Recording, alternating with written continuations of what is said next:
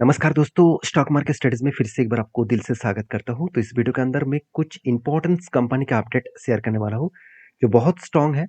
इस strong company के बारे में इसीलिए चर्चा करूँगा क्योंकि शानदार तरीके से एक ब्रेकआउट लेवल देखने को मिला है। मुझे लगता है इस जगह से कंपनी बिग बाउंस कर सकते हैं। तो चलो एक-एक करके सारे डिटेल्स को देख लेते हैं। सबसे पहले मैं डिस्कशन करूँगा अदानी विल्मर के बारे में। देखिए, अदानी विल्मर बहुत दिनों तक मतलब इस कंपनी ने मुझे होल्ड करके रखा है। क्योंकि इस कंपनी ने जब मुझे एंटी मिला था, तब टाइम ऑफ पीरियड था अक्टूबर 2023।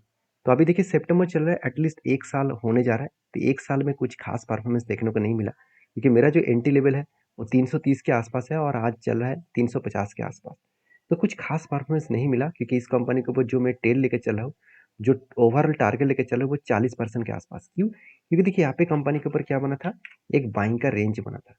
इस बाइंग के रेंज के हिसाब से बीच में कोई भी रेड कैंडल नहीं था। ओवरऑल टोटली बाइंग कैंडल कब मिले, तो जो 40% के आसपास रेंज मिले। इस 40% के रेंज के अकॉर्डिंग मैं जरूर कहूँगा कि 40% का जो रेंज मिला उसके अकॉर्डिंग मैं बात करूँ, तो कंपनी के बेस्ट तरीके से एक एंटी पॉइंट्स यहाँ पे मिला है। वो एंटी पॉइंट्स कहाँ पे मिला, जब नीचे आएगा तब एंटी मिलना चाहिए था, तो नीचे यहाँ पे आए, तो इस जगह पे एंटी मिले। जो टाइम पीरियड है अराउंड अक्टूबर मंथ में, और वो भी मतलब 20 अक्टूबर 2023 में एंटी मिला था। तो आप देख सकते हैं किस तरीके से एंटी मिला, और एंटी मिलने के बाद मेरा जो टारगेट लेकर मैं चल रहा हूँ करीबन करीबन 460 रुपीज़, क्योंकि ये जो रेंज बना था, इस रेंज का टॉप में ही बनेगा मेरा टारगेट। तो हुआ कुछ ऐसा कि कंपनी बहुत दिनों से एक ही रेंज के ऊपर ट्रेड कर रहा है। कंपनी बहुत दिनों से एक ही रेंज के ऊपर ट्रेड कर रहा है। कंपनी कंटिन्यूसली एक ही रेंज के ऊपर बहुत दिनों तक होल्ड कर रहा है। तो देखिए, जब होल्ड कर रहा है वो तो ठीक है। मुझे जो डेटा देखने को मिला, मुझे इस कंपनी के ऊपर बहुत स्ट्रॉन्ग डेटा देखने को मिला है। क्यों? क्योंकि देखिए, जब जब कंपनी ऊपर जा रहा है, वो हाई वॉल्यूम के साथ ऊपर जा रहा है। यहाँ पे भी देखिए, हाई वॉल्यूम के साथ ऊपर गया। यहाँ पे भी देखिए, हाई वॉल्यूम के साथ ऊपर गया। इसका मतलब क्या है कि नीचे जब आ रहा है तब वॉल्यूम वीक हो रहा है, मतलब सेलर उतना ज़्यादा एक्टिव नहीं है। सेलर थोड़ा थोड़ा करके सेल कर रहा है, और जब बाई किया जा रहा है बहुत ज़्यादा क्वांटिटी के साथ बाई किया जा रहा है। इसका एक गुड इम्पैक्ट है, एक बिग पॉजिटिव इम्पैक्ट यहाँ पे देखने को मिला है। हाँ, थोड़ा सा टाइम लग सकता है क्योंकि जो टारगेट लेकर चल रहा है वो 460। अगर एंटी लेवल से टारगेट तक देखो तो ऑलमोस्ट 40% का टारगेट मिलने का चांसेस है। अभी देखिए, 1 साल में 40% ना मिले कोई फर्क नहीं है, क्योंकि अक्टूबर मंथ में ही इसका 1 साल हो जाएगा। नेक्स्ट मंथ में ही इस 1 साल हो जाएगा। तो 1 साल के अंदर टारगेट मिले तो कोई बात नहीं, अगर ना मिले तो 1.5 साल लगे तो कोई फर्क नहीं पड़ेगा, क्योंकि 40% का रिटर्न 1.5 साल में भी मिले तो भी मेरे लिए बेस्ट रहेगा। तो बाकी आपके लिए क्या है, आपके ओपिनियन क्या है, जरूर मुझे कमेंट्स करके बता सकते हैं। क्योंकि इस कंपनी के ऊपर मैं 2 पॉइंट्स के कारण कंटिन्यू कर रहा हूँ। पहली बात, इस कंपनी की जो रेवेन्यूज का ग्रोथ है वो बहुत स्ट्रांग है। इसमें कोई मतलब डाउट नहीं है कि कंपनी का रेवेन्यूज खराब है। और उसके बाद प्रॉफिट ग्रोथ के बारे में बात करूँ तो एक टाइम कंपनी जो लॉस कर रहे थे उसको रिकवरी किया। पिछले सालों में देखिए, जून के क्वार्टर में पिछले साल में क्या था, करीबन 60 करोड़ का लॉसेस, और आज 1 साल बाद 300 करोड़ का प्रॉफिट। तो 60 करोड़ लॉसेस से 300 करोड़ का प्रॉफिट का जर्नी करना इतना आसान नहीं है। तो आसान भाषा में बता दूं कि मैं इस कंपनी के ऊपर बहुत स्ट्रांगली सिर्फ अकेला बुलिश नहीं हूँ, इस कंपनी के ऊपर इंस्टीट्यूशन भी बुलिश है। हाँ, आप कहेंगे सर इंस्टीट्यूशन कहाँ पे है, यहाँ पे तो इंस्टीट्यूशन के पास तो होल्डिंग ही नहीं है। हाँ, होल्डिंग इसीलिए नहीं है क्योंकि प्रोमोटर ने माल नहीं बेचा, क्योंकि प्रोमोटर के पास 87% का होल्डिंग्स है। 87.88% का होल्डिंग है, जो सेबी के रूल्स के हिसाब से 75% से ज़्यादा होल्डिंग नहीं होना चाहिए। तो ओवरऑल बात करो तो कंपनी के पास कितना होल्डिंग है, तो 12.88%।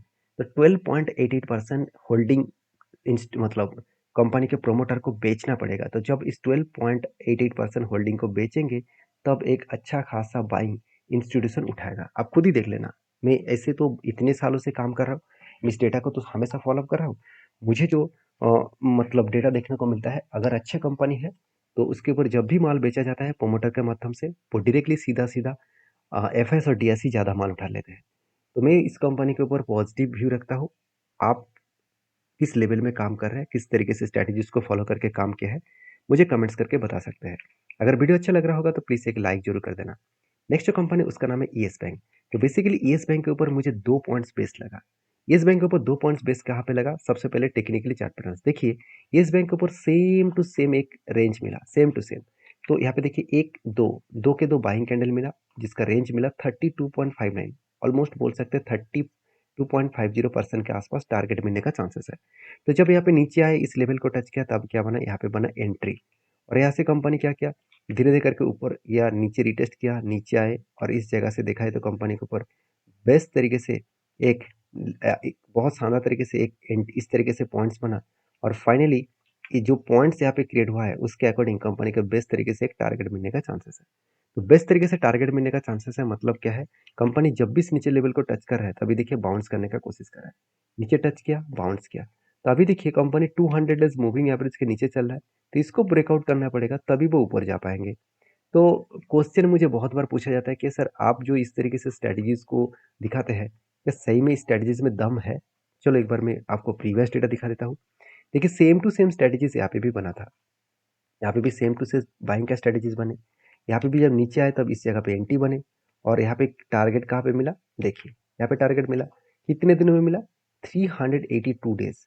एटलीस्ट आप बोल सकते हैं एक साल से ज़्यादा, तो एटलीस्ट एक साल आप पकड़ सकते हैं। एक साल में कितना रिटर्न मिला, 40% का। तो इससे ज़्यादा और क्या चाहिए। तो एक साल में 40% का रिटर्न मिला और वो भी एक बार काम करने में, तो इससे बढ़िया चीज़ और कुछ हो नहीं सकता। उससे पहले भी अगर देखेंगे तो पहले भी एक ट्रेड बना था, यहाँ पे भी देखिए 25% का रेंज बना, यहाँ पे भी एंटी मिला और यहाँ पे भी टारगेट मिला। वो कितने दिनों में मिला था, एंटी लेवल से अगर टारगेट तक देखूँ तो 88 डेज में 23% का रिटर्न। तो इस तरीके से अगर आप बैक टेस्टिंग करके देखेंगे ना तो आपको मजा भी आएगा और आपको वो डेटा आपको देखने को मिलेगा कि हाँ इस तरीके से स्ट्रेटेजीज में कितना दम है, क्या सही में दम है। अगर दम है तो काम करिए, दम नहीं है तो छोड़ दीजिए। देखिए यहाँ पे कोई आपको मैं कोई बाय सेल का रिकमेंडेशन करने के लिए इस वीडियो नहीं बना रहा हूँ। मेरा मकसद ये नहीं कि मैं हमेशा वीडियो बनाता रहूँ, कल मान के चलिए यूट्यूब बंद हो गया, कल मान के चलिए मैं वीडियो बनाना बंद कर दिया, तो आपको मेरे जो इतने सालों के एक्सपीरियंस है वो मैं इसलिए शेयर कर रहा हूँ कि आप उस चीज़ों से कुछ सीखें, उसके बाद खुद टेस्टिंग करके देखें कि हाँ उसमें दम है।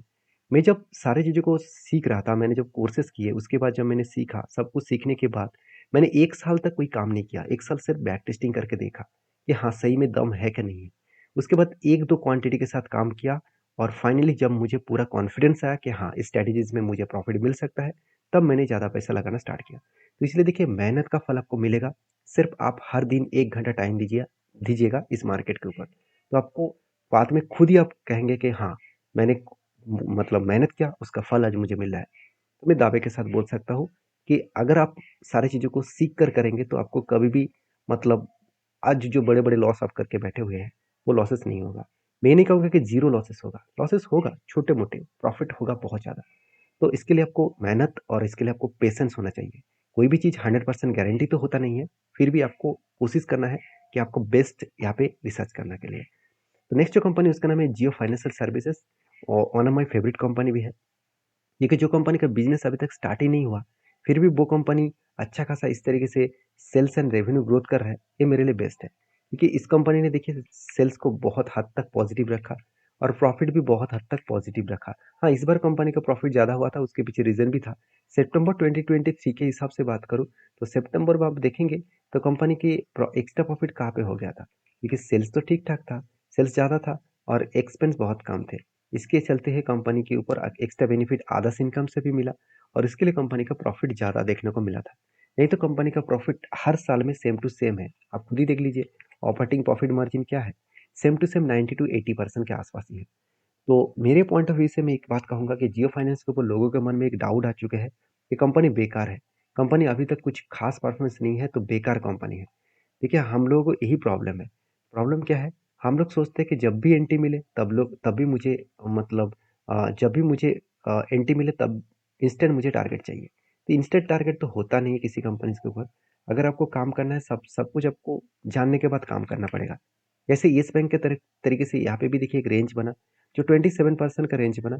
तो मैं इंतजार कर रहा था कि यहाँ पे नीचे आकर इस लेवल को टच करे, जो लेवल निकल कर है 270 के आसपास, इस लेवल को टच करे तो यहाँ पे एंटी बन सकते हैं और इस टॉप लेवल तक इसका टारगेट बन सकता है।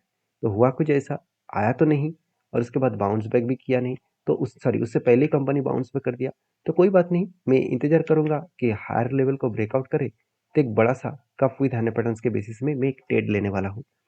तो मेरा व्यू पॉजिटिव है क्योंकि जिस तरीके से कंपनी यहाँ पे वापस जा रहा है इस सपोर्ट लेवल को टच करके, क्योंकि सपोर्ट लेवल कंपनी के लिए बहुत स्ट्रांग है क्योंकि बार बार इस लेवल को वो फेस किया। आप इस लेवल को देखेंगे तो यहाँ पे भी सपोर्ट बना ऊपर गया, यहाँ पे भी सपोर्ट बने ऊपर गए, यहाँ पे भी सपोर्ट बना ऊपर गया, मतलब इस सपोर्ट को वो बार बार रिटेस्ट करके ऊपर जा रहा है तो यहाँ से बाउंस बैक करने का कोशिश ज़रूर करेंगे। तो मेरे व्यू आपके साथ शेयर किया हूँ, आपके क्या व्यू है मुझे कमेंट्स करके बता सकते हैं। नेक्स्ट जो कंपनी उसका नाम है राइट्स लिमिटेड।